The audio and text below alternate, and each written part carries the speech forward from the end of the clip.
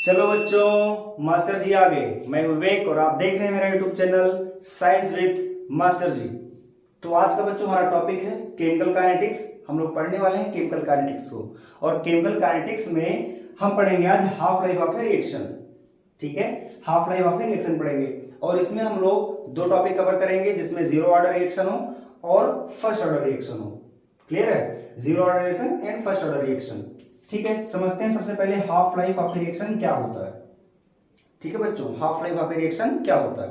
अगर आपने first order reaction और जीरो ऑर्डर रिएक्शन के इंटीग्रेटेड फार्मूला नहीं पढ़ा है, आपने अगर इंटीग्रेटेड फार्मूला नहीं देखा तो आप मेरे पिछले वाले वीडियो को जाकर देख सकते हैं। वहां पर मैंने integrated formula for zero order reaction and first order reaction दोनों बताया है, आप उसको देख सकते हैं। ठीक है, अब हम लोग पढ़ेंगे हाफ लाइफ ऑफ रिएक्शन पढ़ने वाले हैं। ठीक है, चलिए देखते हैं। पहले समझते हैं हाफ लाइफ ऑफ रिएक्शन होता क्या है। तो मैंने डेफिनेशन में लिख दिया है कि the time in which initial concentration of A reactant is reduced in its 1.5 it is represented by T half. ठीक है, एक ऐसा टाइम जिसमें किसी रिएक्टेंट का इनिशियल कंसंट्रेशन घट जाए, रिड्यूस हो जाए, और कितना हो जाए, 1.5 हो जाए, उसका 1.5 हो जाए, उसका आधा हो जाए, उस टाइम को हम लोग क्या बोलेंगे, हाफ लाइफ टाइम या हाफ टाइम या हाफ लाइफ टाइम बोलते हैं। ठीक है, हाफ टाइम भी बोलते हैं इसको, और इसको हम लोग टी हाफ से रिप्रेजेंट करते हैं बच्चों। टी हाफ से इसको रिप्रेजेंट किया जाता है। क्लियर है? चलिए समझते हैं। तो सबसे पहला हमारा हेडिंग होगा फॉर जीरो ऑर्डर रिएक्शन। तो इसको मिटाता हूं मैं और समझते हैं जीरो ऑर्डर रिएक्शन।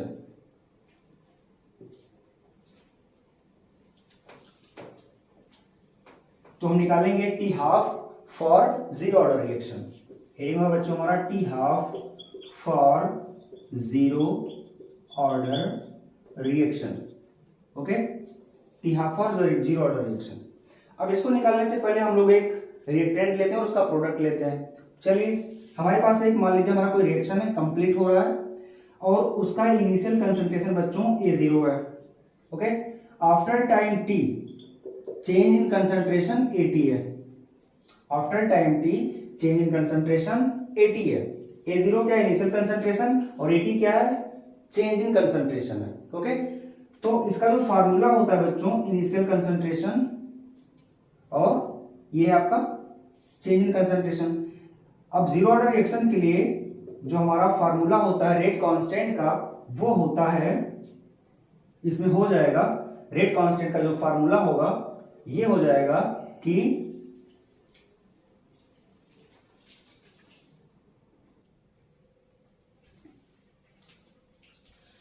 तो बच्चों जीरो ऑर्डर रिएक्शन के लिए रेट कांस्टेंट का फार्मूला हो जाएगा A0 minus AT upon T। ठीक है, ये फार्मूला हो जाएगा। अब यहां इसको समझते हैं। अब अगर हमारे पास, इसको हमें निकालना है टी हाफ। अब हमारे पास अगर टाइम कितना हो, टी हाफ हो, अगर टाइम टी हाफ हो, तो जो आपका चेंज इन कंसंट्रेशन है AT, इफ लिख लो यहां पर, if time is equal to t half, if time is equal to t half, तो चेंज इन कंसंट्रेशन होता है बच्चों, change in concentration is equal to होता है half into initial concentration, initial concentration. ठीक है, मैं इधर लिखता हूं इनिशियल कंसंट्रेशन। इसको हम लिख सकते हैं AT is equal to half into A0। Okay, इतना समझ में आया। अब हम लोग T के स्थान पर T हाफ पुट कर देंगे एंड AT के स्थान पर 1/2 इंटू A0 पुट कर देंगे। ओके, चलिए इसको रखते हैं हम लोग इस इक्वेशन में, रेट कांस्टेंट वाले इक्वेशन में। तो क्या हो जाएगा बच्चों, K is equal to A0 minus A0 upon 2 upon T half. Okay, इसको थोड़ा सा कैलकुलेट करते हैं हम लोग, क्या होगा A0, और आप देख रहे हो ये कंप्लीट 1 है और ये 1/2 है।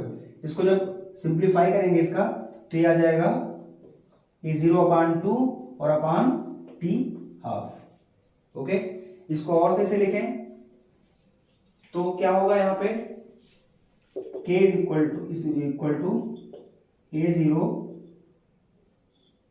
Upon 2 into half. ठीक है, ये हो जाएगा। इसको देख लें, आप नोट कर लें, स्क्रीनशॉट भी ले सकते हैं। ठीक है, तो चलिए मिटाते हैं इधर का। इसके आगे बनाएंगे इसको हम लोग। इसके आगे क्या बनेगा, इसको देखो क्या लिखा हुआ है, k is equal to a0 upon 2 into t half. ठीक है, तो टी हाफ बराबर क्या होगा बच्चों, टी हाफ बराबर क्या होगा, ये हो जाएगा a0 अपान, इसको कोई इधर नीचे ट्रांसफर कर लो तो हो जाएगा 2 इंटू के। टी हाफ बराबर a0 अपान 2 इंटू के। ओके, इस फार्मूले से आपको क्या दिख रहा है, यही आपका टी हाफ का formula for zero order reaction. This is it is formula for zero order reaction.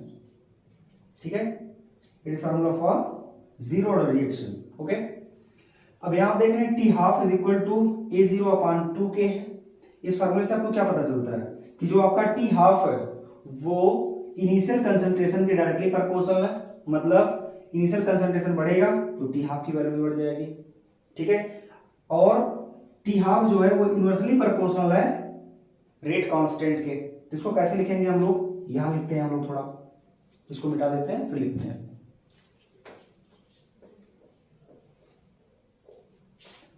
क्या होगा, ये टी हाफ जो है वो डायरेक्टली प्रोपोर्शनल हो जाएगा a0 के, and t half inversely proportional होगा 1 अपान k के। ठीक है, 1 अपान k। तो हम कह सकते हैं कि t half is directly proportional to initial concentration of reactant and t half is inversely proportional to the rate constant. Okay, in zero order reaction, in zero order reaction, इसका डेफिनेशन आप लिख सकते हैं। ओके, ये है आपका integrate formula, या आप कह सकते हैं half life reaction for zero order reaction.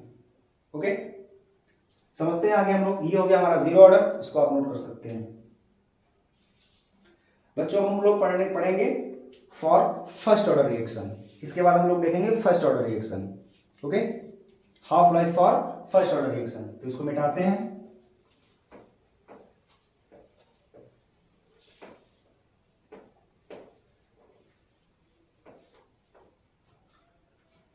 For first order reaction.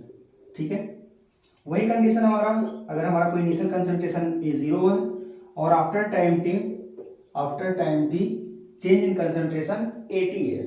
Okay, तो हमारा रेट कांस्टेंट का जो फार्मूला होता है बच्चों for first order reaction, k is equal to क्या होता है 2.303 upon t log a0 upon 80। ठीक है, ये होता है। मैं एक साइड में लिखता हूं, ओके, यहां मैं लिखता हूं k is equal to 2.303 upon t log a0 upon 80, initial concentration upon change in concentration.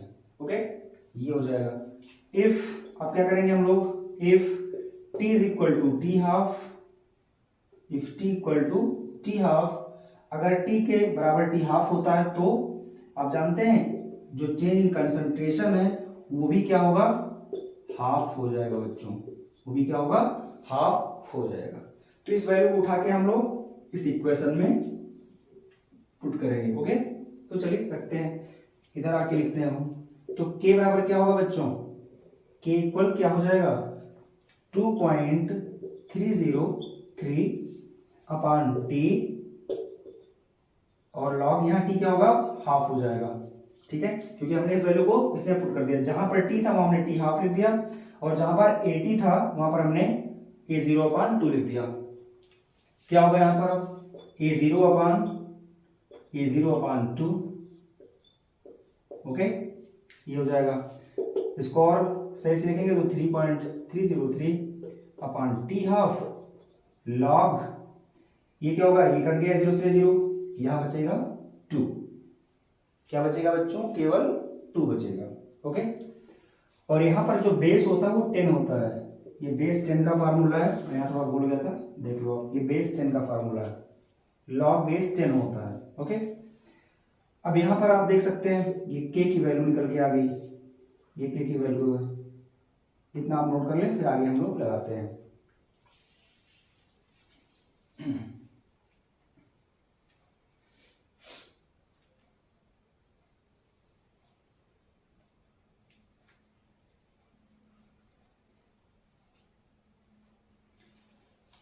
अब क्या होगा बच्चों, k इज इक्वल टू, आप देख सकते हैं क्या करेंगे हम लोग, log 2 की वैल्यू निकाल लें, log 2 की वैल्यू निकाल सकते हैं, और पता होता हमें कितना होगा, 2 पॉइंट, इसको लिख लें 2.303 अपॉन टी हाफ इंटू इसका होता है 0.3010। ओके, 0.3010, इसको आप नोट कर लें, फिर मिटाते हैं हम, इधर का मिटाते हैं और यहाँ लिखते हैं।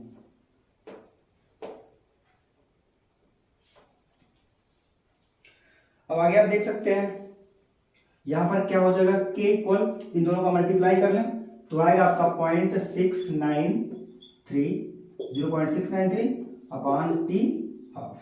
ओके बच्चों, 0.693 अपॉन टी हाफ हो जाएगा, ये होता है आपका फॉर्मूला। इसको t को चेंज कर सकते हैं, ट्रांसफर कर लो, तो t इज इक्वल टू क्या हो जाएगा, t half is equal to हो जाएगा 0.693 upon k, t half is equal to 0.693 upon k। इस फार्मूले से आपको क्या पता चल रहा है कि half life for zero order reaction is not depend at the initial concentration of reactant. आप कह सकते हैं कि जीरो ऑर्डर रिएक्शन में जो हाफ लाइफ है वो रिएक्टेंट के कंसंट्रेशन पर या रिएक्टेंट के इनिशियल कंसंट्रेशन पर डिपेंड नहीं करता है, इसको आप अपने डेफिनेशन में लिख सकते हैं।